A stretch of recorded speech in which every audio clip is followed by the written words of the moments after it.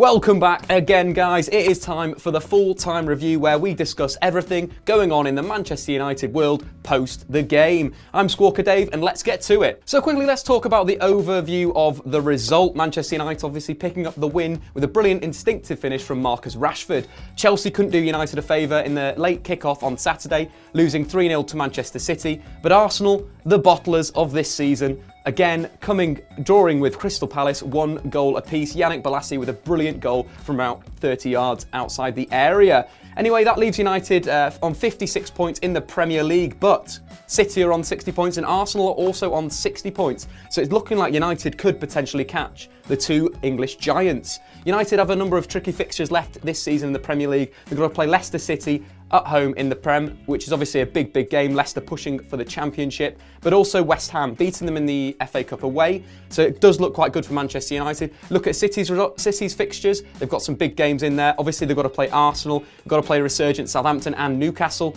Switching over to Arsenal's fixtures, they've just got to play Manchester City and the rest of the fixtures are pretty straightforward. But it is looking good for Manchester United. If they can continue nicking these 1-goal victories, they could be pushing for that top 4 spot. Right, something new now, guys. We're going to go through player ratings that you gave us on social media. Right.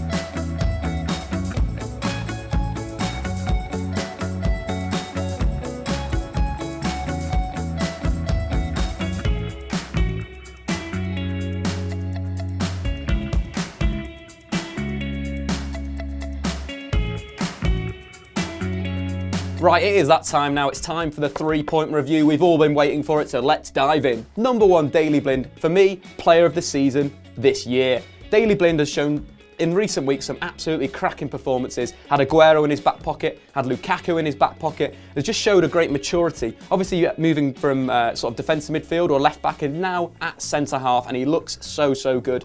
Only Chris Smalling has made more interceptions in the Premier League this season than Daley Blind, and only Mathieu Darmian has won more tackles. Just great to see a player evolve and become that playmaker from deep. He's completed 1,046 forward passes in the Premier League this season. That's 324 more than any other Manchester United player. Really seeing his influence again from the back, and it was a brilliant performance against Aston Villa, dictating the play from deep, completed more passes than any other United player on the pitch, again playing those forward probing passes into dangerous areas, made 2 interceptions, 2 clearances, won a number of tackles. It was just a great display from Daley Blind, and for me, he's got to be up there for player of the season. You're probably going to say David De Gea or Daley Blind. My vote, it's got to be Daley Blind. That improvement has been crucial for Manchester United's good form this season and the cracking defensive record of only conceding 7 goals at home. That is 3 fewer than any other team in the Premier League. Well done, Daley. Keep up that form. On to number 2, we're going to talk a little bit about tic-tacs, because I was very happy with the United performance tactically. Obviously, the game wasn't as great in terms of getting goals in and scoring stuff, but we know United this season,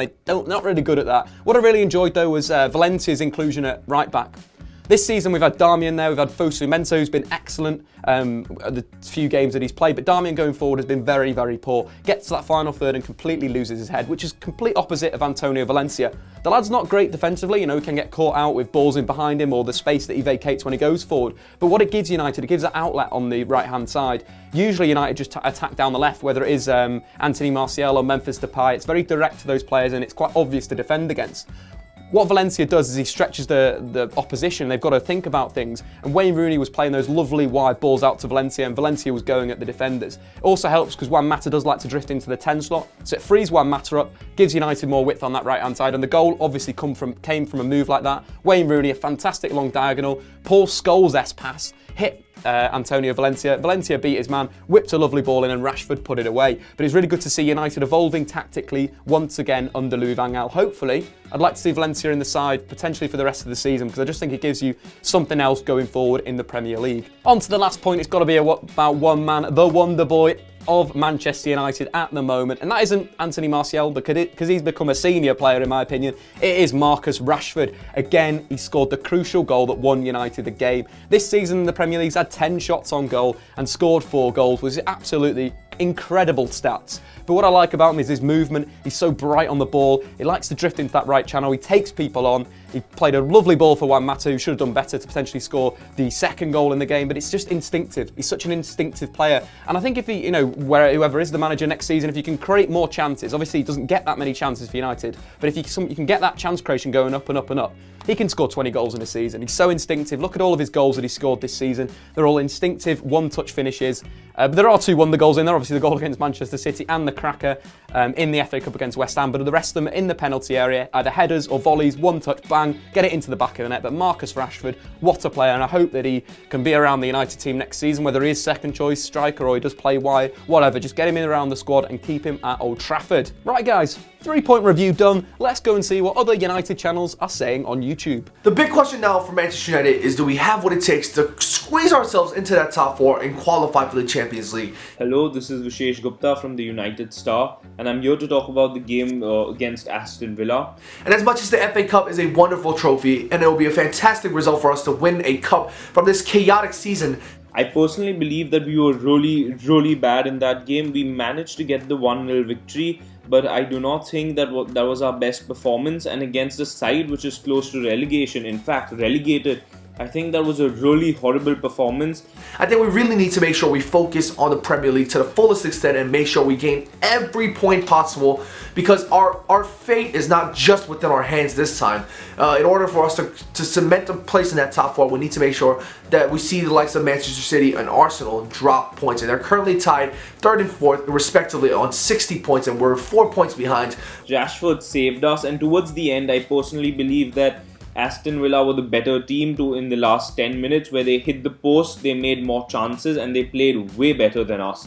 The only cause for concern for me is that there's a massive goal difference. We're currently at 10 goals in goal differences, while they're in the high 20s or mid 20s, whatever the actual number is.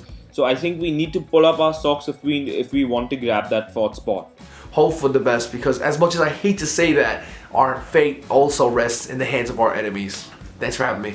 Excellent stuff as always. Thank you very much, guys. Brilliant footage as always. Right, it's time for Man of the Match time. Over to Charlie. You voted Marcus Rashford as your Man of the Match over on our Twitter poll. This is how the rest of the results break down.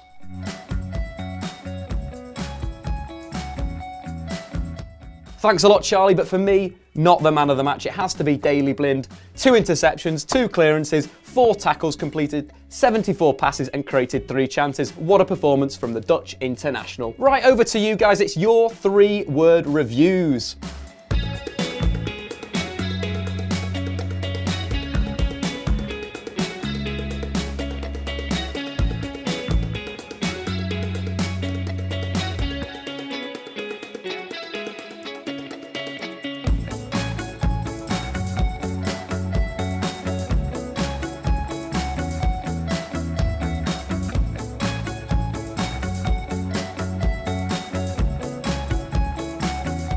As always, great banter, great analysis, but for me, Daley and Youth was the winner.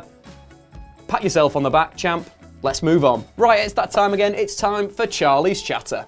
If everyone was fit in the current Manchester United squad, this would be my starting 11. We're playing a 4-2-3-1 formation. In net, I've got David De Gea. At right back, it's Matteo Darmian, and at left back, it's Luke Shaw. The 2 centre-backs would be Chris Smalling and Timothy Fosu-Mensah. In holding midfield, I'd have Morgan Schneiderlin and Bastian Schweinsteiger.